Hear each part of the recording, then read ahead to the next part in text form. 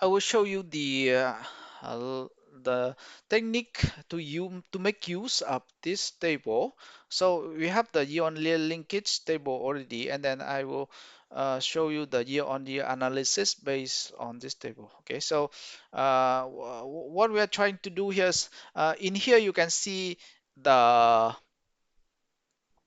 the parameters for the current year and the current market already. So for example, FY23 in Indonesia will be this number of sales, this volume, and then this is ASP.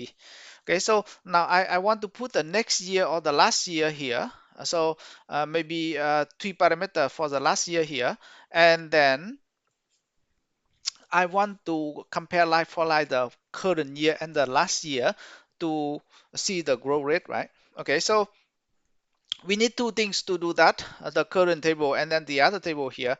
So because I have the last year here already, so I want to bring the last year in here first. Okay, let me bring it over by the VLOOKUP function in Outtrick, which is this find and replace. Okay, so I bring the FY last in here, uh, FY to match the FY with the FY and bring the last over here. Okay, so I need to run the workflow. Okay, so now you see uh, the last year will be here already, so I can compare FY24 with the last year by FY23 already. What I need to do is I want to bring the last year number over here. So 15K and then 3.7K and then 4 over here next to this one, and then we can basically, if you have the next current year and the last year in the same row, then we can compare easily. Okay, so in order to do that, I will need the linking column. So we look up again, but then in this case, I will link the first thing to the last year. So linking of the customer market plus the last year, FY23. Okay, and then another one I also want to do is the like for like lookup. So I will copy this one over here, and then I we look up the current year. So I need to make a lookup table with the current year. This one will be my linking again, and then that's it.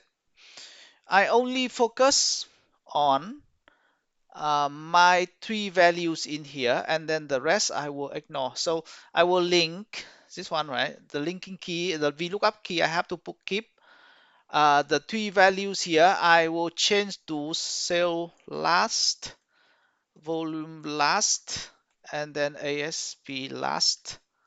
Okay, so and later I will look up those guys, and the naming will the name will tell you uh, the values from the current year or the last year. Okay, so after this, I will look up again one more time, and then I will use the linking key to match the linking key, and then I will bring over the four, over the three. Okay, so let me run the workflow first and explain the result. Okay, so in here you can see that for FI23 we don't have the last year, so it's fine, it's okay. So the growth rate will be 0 or now. This one, the 24, we have the FY23 as the last year, so you see this numbers tied to this number. And this volume number 3.7K has to tie to this FY23. Same thing with the ASP as well. So you can read the second column in the same manner, and then you can trust your method. Okay, so this one, this is a TTM 25 number in terms of sales, and this one is the last year sales. So this 36K must tie to this 24. Okay, so after you trust the number already, Even better, you can charge this YTD25 against this 16K, which is YTD24 in here. So after you trust the already, and then you can start to compute the growth rate from year to year for all the three. Okay, so the growth rate by sale, growth rate by volume, and growth rate by ASP, you can do that in the same manner. Okay, so in this case, you do the sale year on year, which is the one minus the last over the current. Okay, and then we change this one into double precision number. We do the same thing with the volume year on year, which is the minus the volume of the last over the volume of the current. Change this one to the double. Okay, so after the three time, you know the drill already. So y here 1 minus ASP last over the ASP. Okay, and then done. So after this, you can have the year-on-year growth rate here. Okay, 50% from FY23 to 24. Okay, 59%.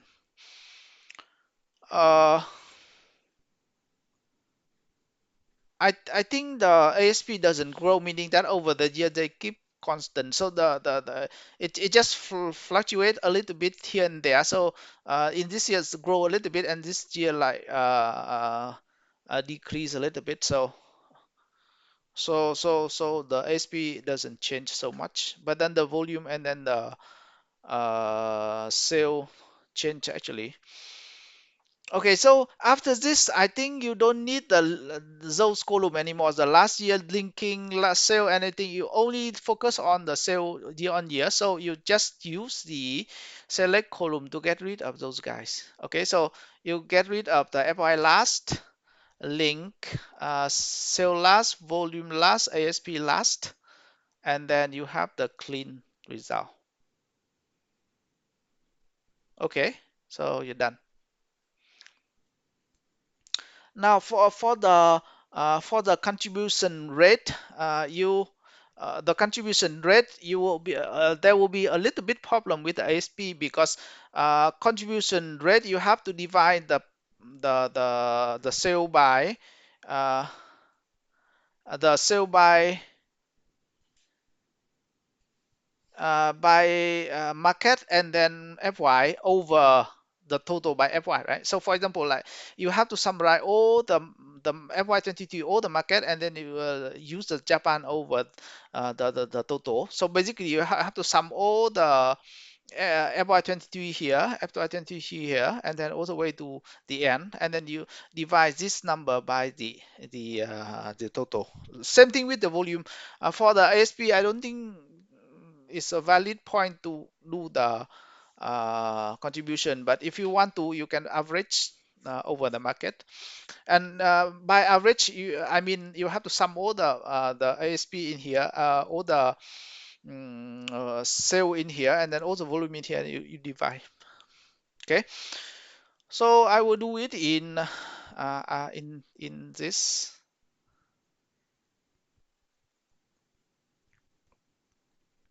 FY,